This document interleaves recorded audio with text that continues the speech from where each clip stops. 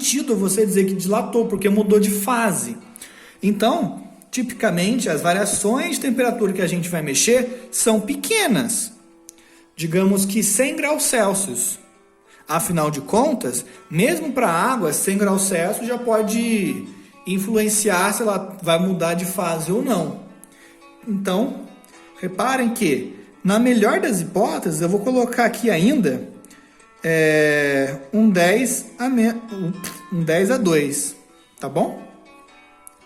Então aqui, nesse produto alfa delta t, alfa quadrado, delta t ao quadrado, eu posso escrever assim. A gente vai ter o quê? 10 a menos 4 vezes 10 a 2. Isso aqui vale 10 a menos 2. E tá ao quadrado. Então, isso aqui vai ficar 10 a menos 4. Isso é muito pequeno. Ah, mas a gente mexeu com outras coisas pequenas lá também. Verdade. Mas aqui a gente não precisa pegar esse termo mais complicado porque tem esse que faz o serviço. O alfa delta t, ele vale 10 a menos 2. Enquanto que o alfa delta t ao quadrado é 10 a menos 4. Ele é 100 vezes menor. Então, se eu estou interessado em ver uma pequena dilatação, já basta eu pegar esse termo aqui, 2 alfa delta t. Eu poderia pegar esse? Poderia. Seria até uma equação mais completa. Mas eu não preciso, porque essa contribuição vai ser muito pequena e ela não vale o esforço da gente incluir nessa equação. Por isso que a gente usa esse modelo mais simplificado, que a gente está dilatando as coisas dessa forma, que é proporcional à temperatura e não à temperatura ao quadrado. Pô, então você está coxambrando. De certa forma sim, mas é uma aproximação muito, muito boa. Beleza? E olha que eu ainda forcei nos parâmetros, hein? 10 a menos 4 é um coeficiente de dilatação linear bem grande. Minha garganta secou, vou tomar um gole aqui de água.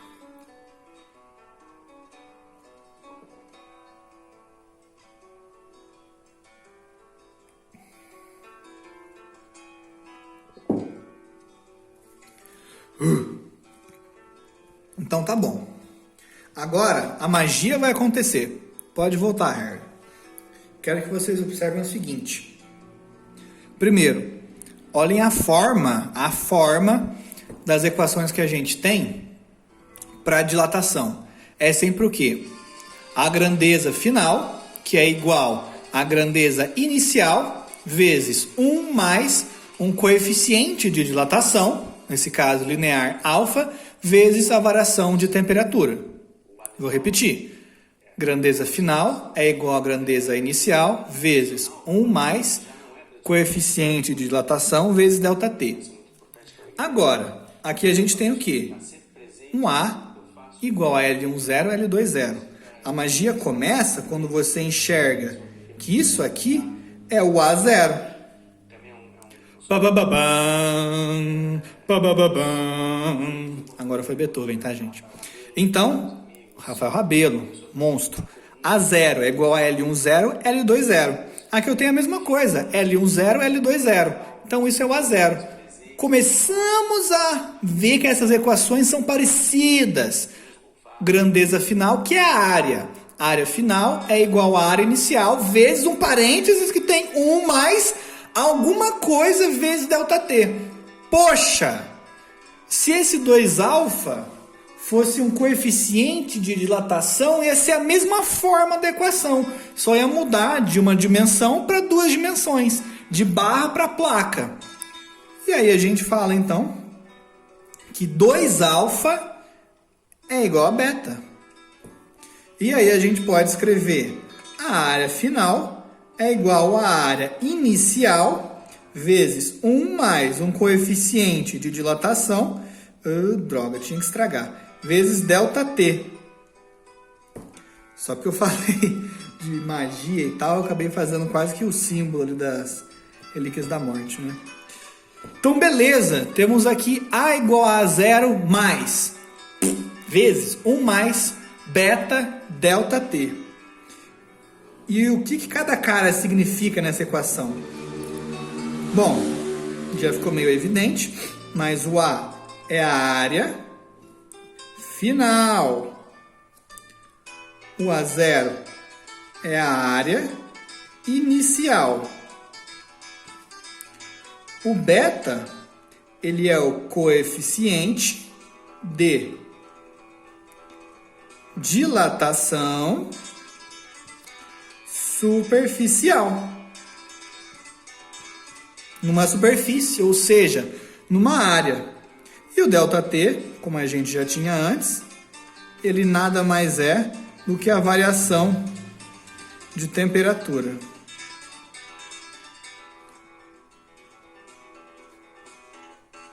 Tá bom? Lembrando então que beta é igual a 2 vezes alfa. Então, se vocês tinham alfa, por exemplo, do exercício anterior do ferro, que era 1,2 vezes 10 a menos 6, o beta dele é o dobro. É 2,4 vezes 10 ao mesmo menos 6, tá bom? E é assim que vocês fazem para uma área. Passamos de uma dimensão para duas. E agora para passar para 3? Eu vou ter que fazer um paralelepípedo em 3 dimensões e multiplicar todo mundo para ter o mesmo resultado? Não precisa, porque vai ser mais do mesmo.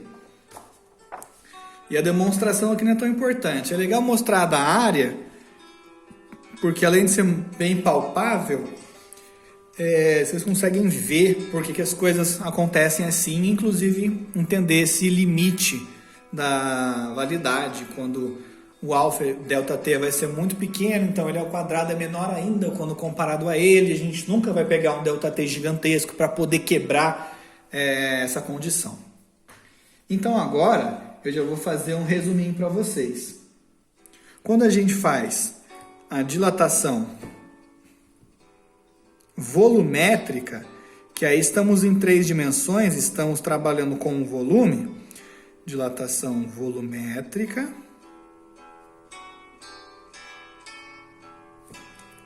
Tem um pelo na minha folha que está me deixando irritado. Vocês conseguem ver aqui o pelo? Preciso mostrar, isso é muito importante.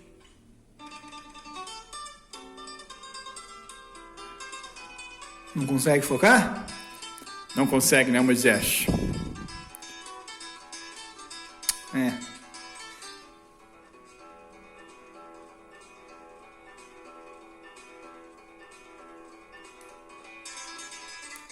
Parece que eu tirei. Então vamos voltar aqui. Dilatação volumétrica. Calango é um baião agitado. Bom, já vou colocar aqui os nossos resultados. De vez em quando eu sinto falta de mexer os dedos um pouco mais rápido. E eu tenho uma ligação, apesar de eu não ter ligação nenhuma com o Nordeste, ligação familiar nenhuma, mas eu gosto muito do baião. Temos agora o coeficiente. Ele nasceu, esse baião bem agitadinho, bem cheio de notas e cheio de harmonia na segunda parte. De dilatação. Esse movimento me lembrou o movimento do lagarto na areia. E aí eu coloquei o calango. Volumétrica.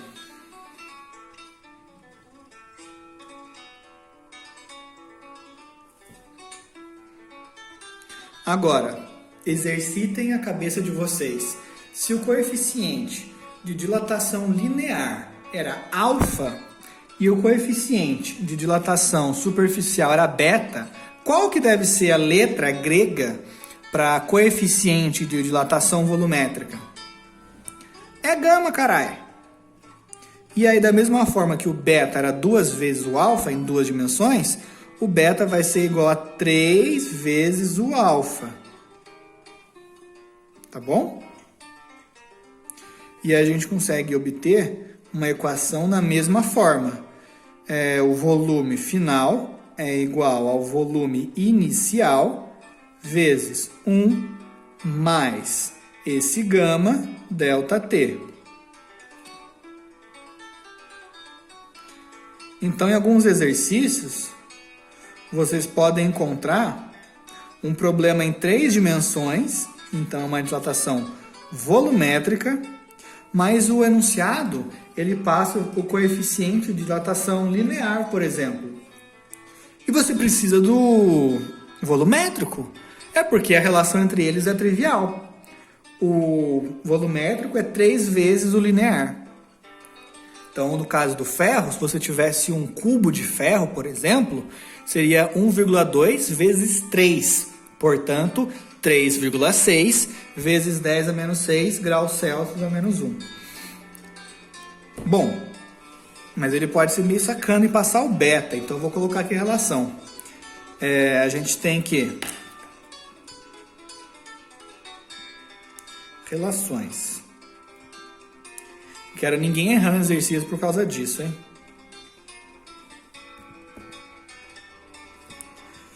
O beta é igual a 2 vezes o alfa e o gama é igual a 3 vezes o alfa. Então aqui, ó, vamos isolar o alfa. Se o beta é 2 alfa, o alfa é beta sobre 2. E agora aqui a gente substitui esse alfa por isso. Então gama é igual a 3 vezes alfa, que é beta sobre 2. Então gama é igual a 3 meios de beta. Ele pode passar o beta para você ter que usar o gama, ou o contrário e tal. Quando ele passa o alfa é mais fácil, que é multiplicar por 2 ou por 3. Mas se ele passa o beta e tem que usar o gama, aí você multiplica por 3 e divide por 2. Tá bom? Então, um pequeno resuminho é o seguinte. Resumo da coisa.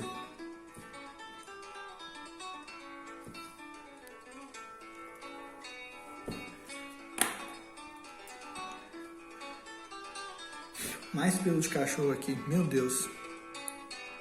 Vamos fazer uma tabelinha aqui para ser bem intuitivo.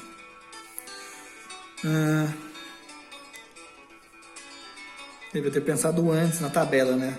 Para não dar aquele problema de ter casa sobrando, casa faltando. Não, eu volto pra casa aí um dia. Então nem vai, tabela, vai ficar assim, ó. Aquelas imagens quando eu tô com o violão. Linear. Começo a lembrar daquilo e me vem as sensações. Eu começo a reviver aquelas sensações. Nós temos Quando o violão tá na minha mão e aí eu começo a transportar pro instrumento, pra música, aquela sensação. alfa, De você sentir um cheiro e lembrar que é o coeficiente de dilatação linear. sensações que você sentiu. E as equações que a gente tem são Remete àquilo, né? delta L, Música é um canal que é igual a L0 vezes alfa delta T.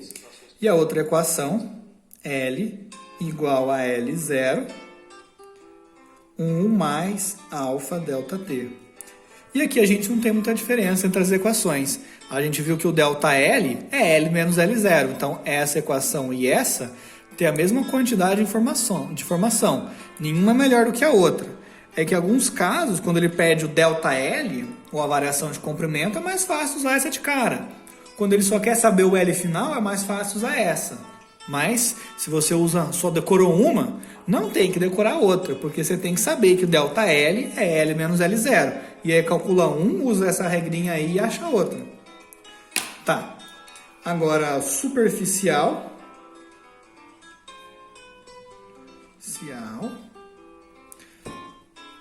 Aí nós temos beta, que é igual a 2 alfa. E as equações que a gente tem são delta A é igual a A0, beta delta T, e A é igual a A0, 1 mais beta delta T. E por último, a volumétrica.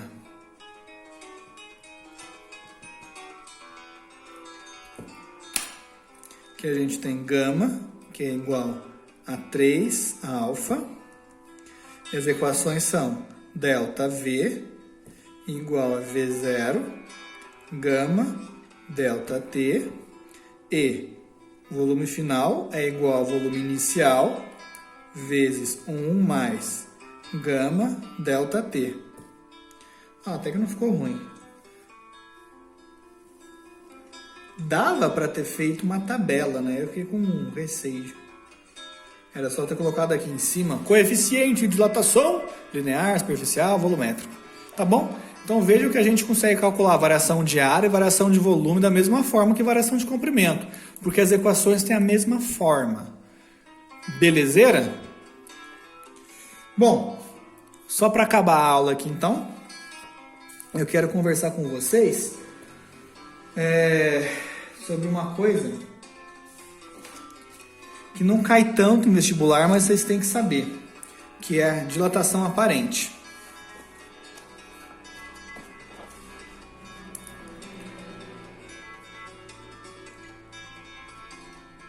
Dilatação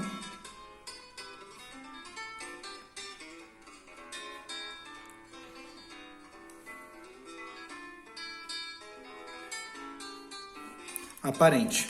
É o seguinte, imaginem que vocês tenham um copo, ele é azul, e esse copo está preenchido com Coca-Cola, que é preta. Então vai ficar tipo assim, né?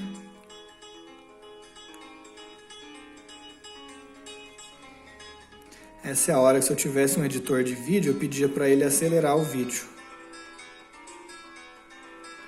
E eu quero tentar representar aqui um copo que está totalmente cheio. Está até o talo. Tá bom? Não cabe mais uma gota. Nessa situação, vocês concordam que o volume do copo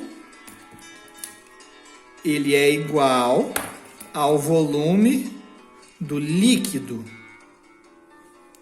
Afinal de contas, se o copo está completamente cheio, todo o seu volume está sendo preenchido pelo refrigerante, pela coca, pelo líquido. Então é o mesmo volume. Só que agora eu vou fazer o seguinte. Eu vou esquentar. Então a variação de temperatura é maior do que 0, galera. E aí então eu vou exagerar aqui no meu desenho, né? O copo virou um balde, né? E aí o copo dilatou. Vocês estão vendo. Mas o refrigerante, o líquido, também deve dilatar. Então eu vou desenhar uma área mais escura aqui de preto. E o que a gente pode observar é que... Nossa, vai demorar muito para fazer isso, gente. A coca vai ficar mais rarefeita, ó.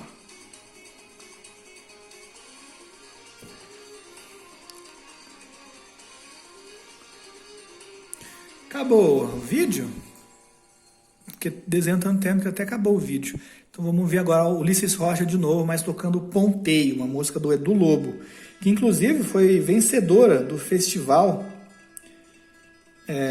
na época dos festivais aqui no Brasil.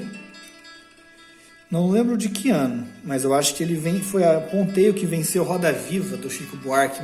Não garanto, mas eu sei que Ponteio foi campeã. Depois vocês procurem aí. Ponteio Edu Lobo. Enfim, aqui o nosso balde foi cheio de coca e além disso, a gente também observa, tcharam, que no chão também tem coca. Ou seja, transbordou. Volume transbordado, tá bom? E aí, a gente tende a achar que uma pessoa que não é tão versada nas nobres artes da física, que esse volume transbordado, você consegue pegar ele, como por exemplo, em volta aqui do copo, você está numa panela ou uma assadeira, sei lá. E aí então esse volume aqui que sai, você consegue pegar ele, é só tirar esse copo e o que sobrou é ele. Você mede esse volume e aí você acha, esse volume aqui que foi para fora é porque o copo estava cheio. Então, o que saiu, que foi para fora, transbordou, é o que dilatou. E é aí que você está Errado, meu caro. Por quê? O copo dilatou junto. Então, o que acontece, se você tivesse dado um zoom, as coisas acontecem ao mesmo tempo, mas é só para a gente entender mais fácil. Tava o copo cheio, né? Vamos olhar só o finalzinho aqui do copo. Ele estava cheio, estava até o talo de coca, mas aí vamos supor que o copo dilatasse de uma vez antes do refrigerante. Aí o nível de coca ia diminuir. Então, para cá tem coca. Não vou desenhar aqui embaixo. Por que é tão difícil fazer isso? Meu Deus! Não consigo fazer, caralho. Aí, copo dilatou sozinho antes do refrigerante. Repito, não faz sentido, mas é só para entender mais fácil. E aí, depois o refrigerante vai dilatar. E aí ele começa a aumentar o seu volume até chegar na borda do refrigerante. Então, uma parte do volume dilatado é gasta para chegar novamente à borda e depois vai transbordar. Então, se você acha que só isso aqui é o transbordado, se enganou, meu bem. Porque pode vir quente que eu estou fervendo. Ou seja, a coca aqui que foi fervida, esse volume aqui não representa todo o volume que aumentou, tá bom? Então, nesse caso, o que a gente tem é o seguinte. A diferença final desse volume, a gente vai chamar como? Vou fazer em vermelho, vai em azul. Vai ser... Deixa eu ver aqui. Eu mesmo estou entendendo a própria letra.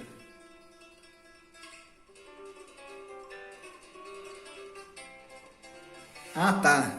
Entendi. É que eu, em vez de fazer com coca, fiz com mercúrio. O mercúrio é o líquido aqui. Vai ser o volume do líquido menos o volume do recipiente, que eu falei copo ali. Essa diferença aqui, ela que é a variação do volume. Ou seja, vamos olhar o quanto que o volume do líquido assumiu o seu valor final e descontar o do copo. Essa diferença vai ser, então, o que vai ser esparramado, tá bom? E aí, se você substitui o VL por equação de, VL igual a VL01 mais o gama da coca e tudo mais, você vai chegar na seguinte expressão, que é o que vocês precisam saber. Eu vou chamar aqui de V0 o volume inicial, porque para os dois é a mesma coisa no começo. Então vai V0 vezes o gama do líquido menos o gama do recipiente, que é a coca, que é o copo, vezes ΔT. A gente vai chegar nisso aqui.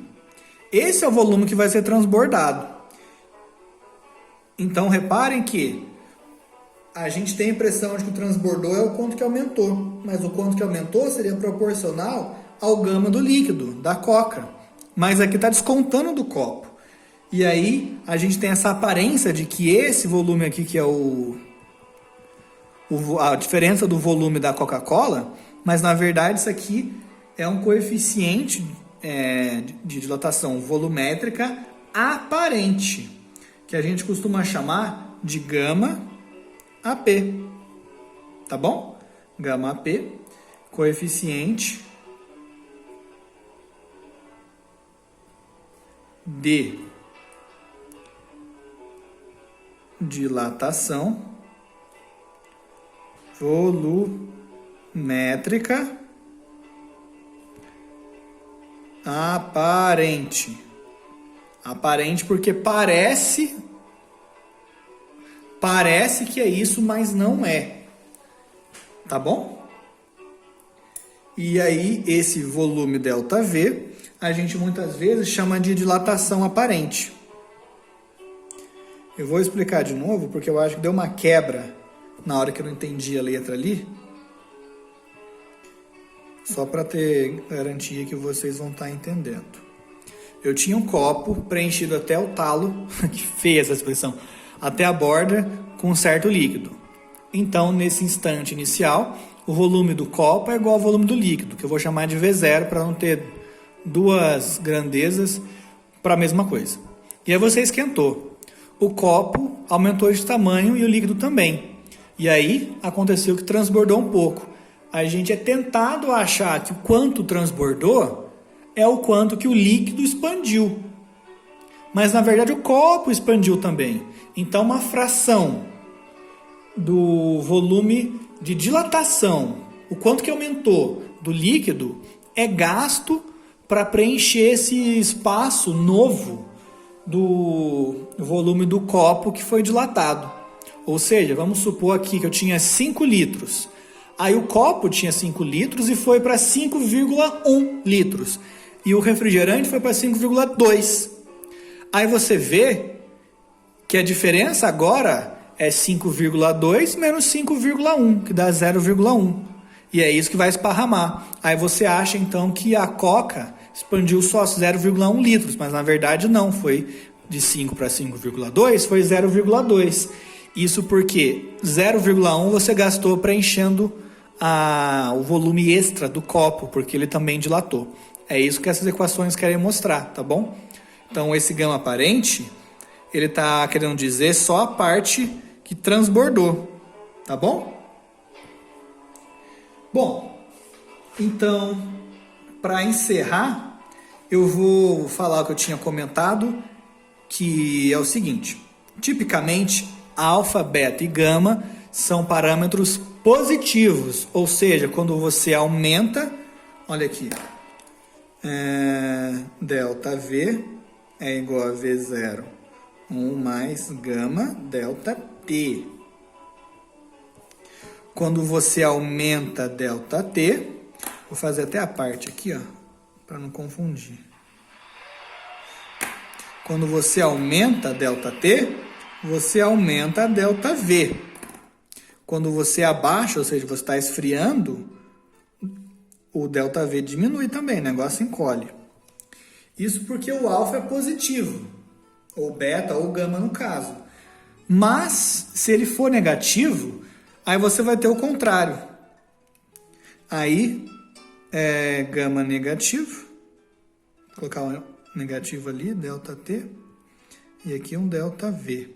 Aí você vai ter que, quando o delta T aumenta, o delta V diminui. E quando o delta T diminui, o delta V aumenta. É trocado, é invertido. Pô, mas acontece de ter alfa, beta ou gama negativos? Acontece, mas é muito raro. E o principal exemplo que eu posso dar é de uma substância que a gente conhece muito, que é a água. A água tem um comportamento especial entre 0 e 4 graus Celsius. Nessa faixa de temperatura, o gama, o alfa, o beta, é que tipicamente para líquidos a gente vai olhar o volumétrico, né? Então o alfa e o beta não importa muito, vamos olhar só o gama. Ele é negativo, entre 0 e 4 graus Celsius. Então o que acontece? Vamos pegar a água líquida, tá a 10 graus Celsius, tem um certo volume lá. Aí você começa a esfriar ela. Então de 10 graus Celsius ela passou para 8. E aí o seu volume diminuiu. Aí você continua esfriando ela. Ela chegou em 4 graus Celsius. Chegando em 4 graus Celsius, ela diminuiu ainda mais. Mas a partir de agora, se você continuar esfriando ela vai aumentar o seu tamanho, o seu volume. Então, o volume estava diminuindo, aí nessa faixa ele começa a aumentar. Em menos 3 aumentou um pouquinho, menos 2 aumentou... Perdão, em 3 graus Celsius aumentou um pouquinho, em 2 aumentou mais, em 1 grau Celsius aumentou mais, em 0 aumentou mais. Só que a partir de graus negativos, esse gama volta a ser positivo. E aí então volta a valer o que a gente tem mais intuitivo. Quando você esfria, o negócio comprime. Tá bom? E aí então volta a baixar. Portanto, a densidade máxima da água é em 4 graus Celsius, porque o volume está diminuindo e depois disso ele passa a aumentar. da água líquida, pelo menos, tá? Você pode ter gelo aí com densidades muito, muito altas. E esse comportamento da água é devido às suas ligações entre as suas moléculas que envolvem pontes de hidrogênio. Vocês podem perguntar um pouco melhor para o professor de química de vocês. E isso é muito bacana, não só porque é um comportamento anômalo da água, como a gente fala, como também é importante para existir vida na Terra, principalmente quando a gente está olhando para regiões onde nós temos temperaturas negativas. Por quê? Deixa eu fazer um esqueminha aqui. Comportamento, para não falar que eu não escrevi. Não garanto a letra. Anômalo da água.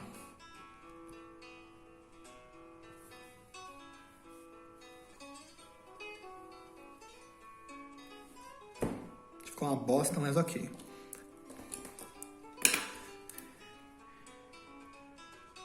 Entre 0 graus Celsius e 4 graus Celsius, o gama feio da água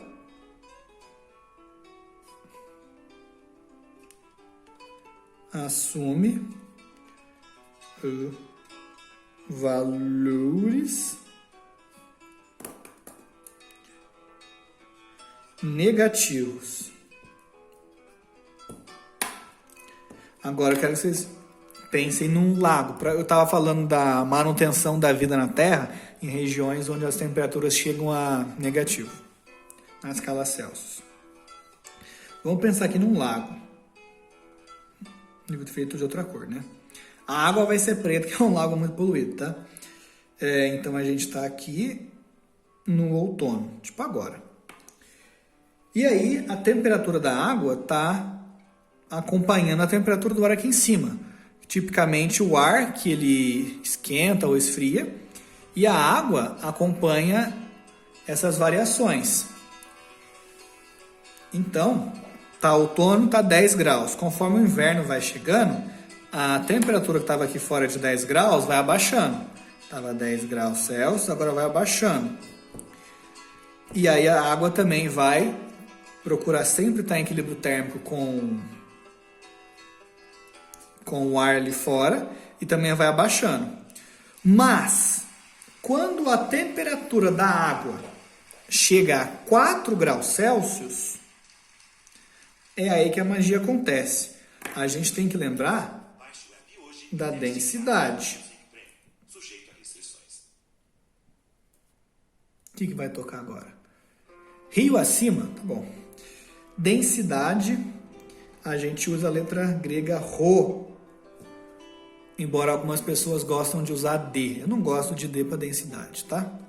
Rho é igual a massa dividido pelo volume. Então, se você olha bolinhas de água, a massa não muda. Mas conforme o seu volume diminui, a densidade aumenta. Então, o que acontece é que o mais denso vai para baixo. Então, um bloquinho de água aqui em cima, em contato com o ar, ele esfria e ele fica mais denso. Aí ele desce e ele se deposita aqui embaixo. Em compensação, o bloquinho que estava aqui no meio, ele vai preencher esse espaço vazio e agora ele vai esfriar e aí